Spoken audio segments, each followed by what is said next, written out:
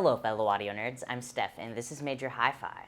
The long-awaited Final Audio B series is finally here. No pun intended. But anyway, this week I got a chance to spend some quality time with the Final Audio B1. So what do these hybrid IEMs sound like, and are they right for you? Let's go back in time. I'll share with you my first impressions, and then I will meet you right back here for my overall thoughts. Alright, here we go.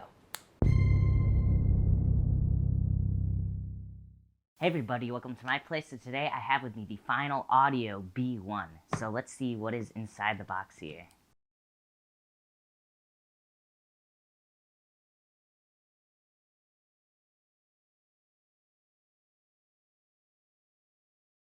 Alright, so as you'll see here, we've got a little bit of accessories going on. First things first, we've got some ear tips.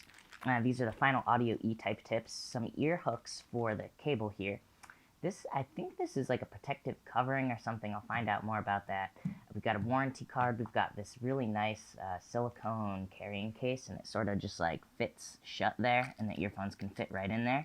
And then finally, of course, the IEMs themselves. Now these look absolutely like jewelry, and I love the look of them. So let's take a closer look at these IEMs. So what you'll notice here is, yeah, the look of them is just absolutely exquisite.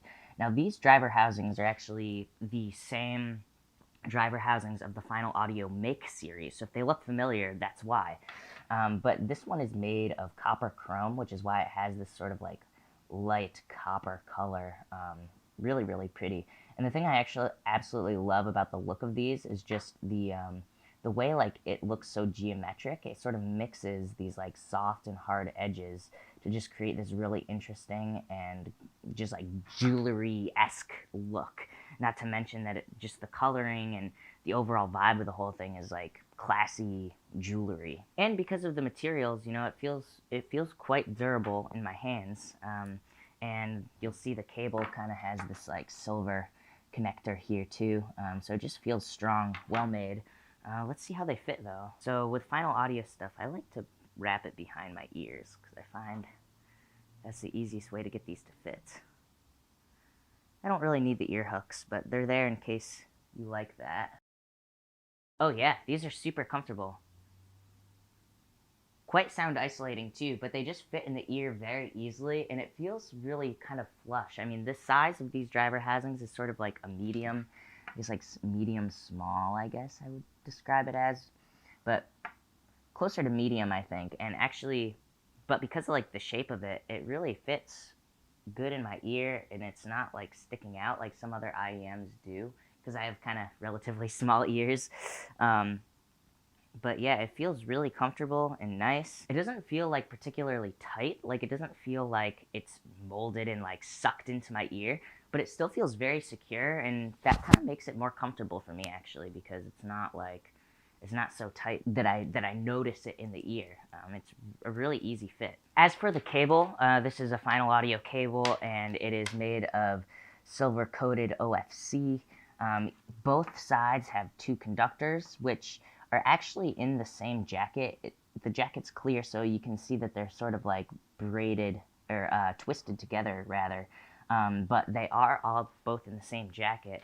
But then once they meet in the middle, then after that, those two are twisted together. Now the jackets on the cable is a little bit stiff. You'll see that there's kind of this like stiffness to it, but it seems really manageable. It's really easy to coil up. And yeah, it seems to like really not want to tangle or anything like that. Compared to other cables like this, it seems really thin actually. It seems like it has a very small footprint compared to other kind of braided cables like this. So I like this cable a lot. Now, the special thing about the B series is just the driver configuration. So the B1 actually is a hybrid IEM. It has one dynamic driver and one balanced armature driver. There is not information about this on the site yet, so I didn't really have too much for you, but if you stay tuned, like on the Major Hi-Fi article, for example, we will update that once we have the information. But yeah, one balanced armature, one dynamic driver. I'm very excited to give these a listen. So right now, I'm actually just going to be listening from my phone, but throughout the week, when I do more tests, I'm going to be listening with like some different levels of amplification, and also like a better DAC, but for now, I'll just kind of give you the overall sound profile of these.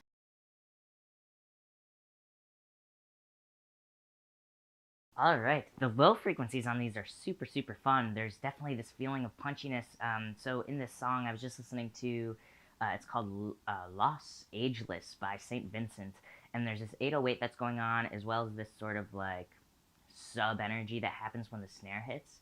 And those both sound big and punchy and very, very clear sounding. And same thing with there's sort of this slow arpeggiating bass line that goes on during the verse, and that feels very clear, but it has some emphasis for sure. There's really this sense of like specificity to those instruments, where it feels very clear, but they have good separation from each other, and yeah, overall, it's like a very kind of impactful bass response. All right, yeah. So yeah, I was just listening to the song "Thrash Unreal" by Against Me, and the bass guitar in the song sounds fat, and it has this feeling of extension to it. There's just so much energy in the mid range. It's a really kind of fun thing. And as for the electric guitars, they sound full. There's good separation between them and the bass guitar.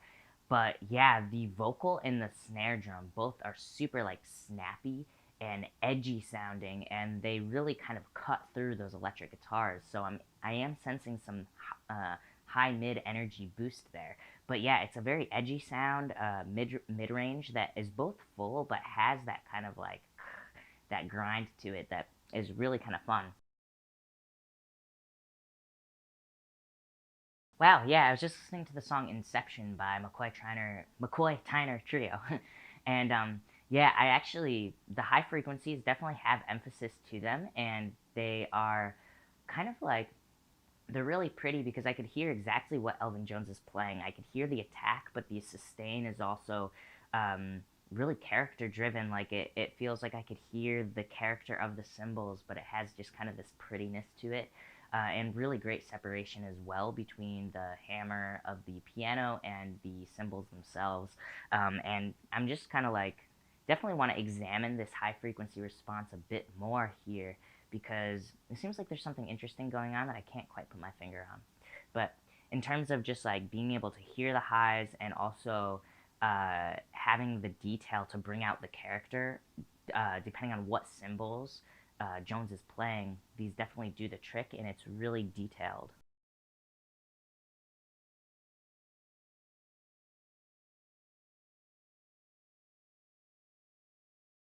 Ooh, wow.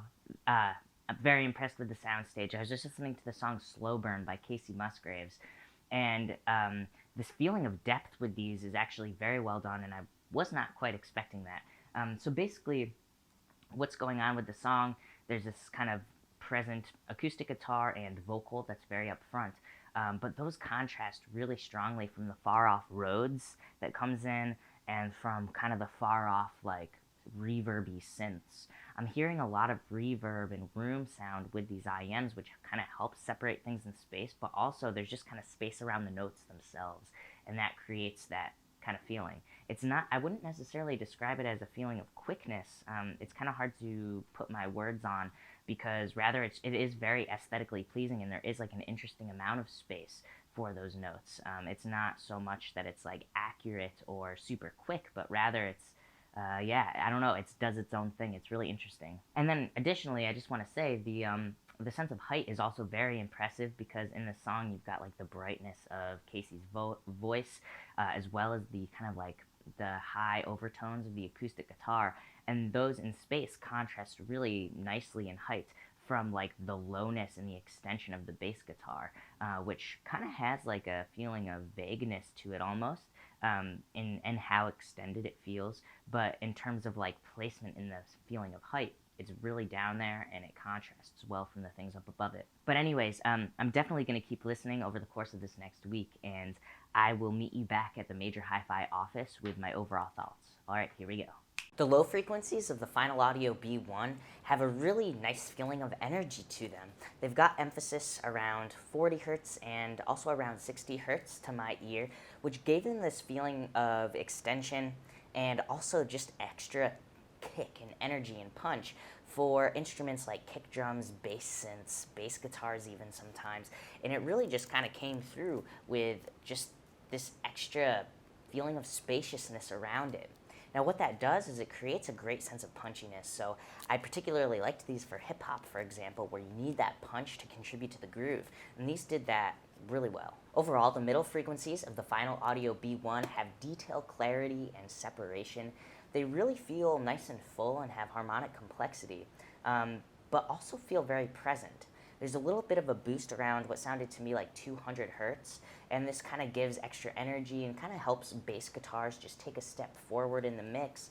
It kind of gives just extra energy to that feeling of thickness that I described. But then there's another boost right around 4 or 5 kilohertz to my ear, and this kind of brings forward vocals, it brings forward kind of attacks and snaps of drums and hammers of pianos. It really gives this feeling of articulation that gives specificity to the mix as a whole. Now the high frequencies were really beautiful and sounded harmonically complex as well. You really get a sense of character from cymbals, and there's a feeling of extension I got from these. That said, there was a boost in the lower treble, right around 7 kilohertz, I think, and this really gave a feeling of articulation and contributed to that feeling of presence. However, depending on the mix and the vocal, sometimes came across as a little bit sibilant. There was another boost right around what sounded to me like 9 kilohertz, right in the upper treble, and this gave a nice feeling of texture to things and really kind of gave it this extra sort of, I don't know, just this overall like feeling to the high frequency sounds, especially for percussion and things that have a lot of little details in them like shakers and that kind of thing. Now the Soundstage was really well done with these, and probably one of my favorite parts of the IEM, because it never really felt super extended in any direction, but there was just a really nice feeling of separation that I got from these IEMs in general. And I'm not sure if it's the cable or just the character of the IEM, but the way that it handled transient responses really contributed to the feeling of Soundstage with these IEMs. It felt very musical, it felt like it complemented mixes very well, it didn't feel too intimate, it didn't feel too far away, it really kind of played with those things, and there is a sense of intimacy to it because of the way the presence comes through so strongly in the high mids, but it also really contrasted well for that sense of depth. Overall, the final audio B1 has a classy look that's very expensive looking and just very mature and pretty. Its sound favors a sense of presence and specificity, and so if you like a sound signature that kind of brings things forward, this will really do that for you. It sort of marries spaciousness with fullness, and because of that, I especially liked listening to these earphones to some jazz music, because it really kind of gives you that full feeling from the upright bass and kind of the lower instruments, but also gives you that specificity for cymbals and kind of the attacks on those, which I love jazz drums, and so this really kind of just brings it to life and showcases it in a really musical way.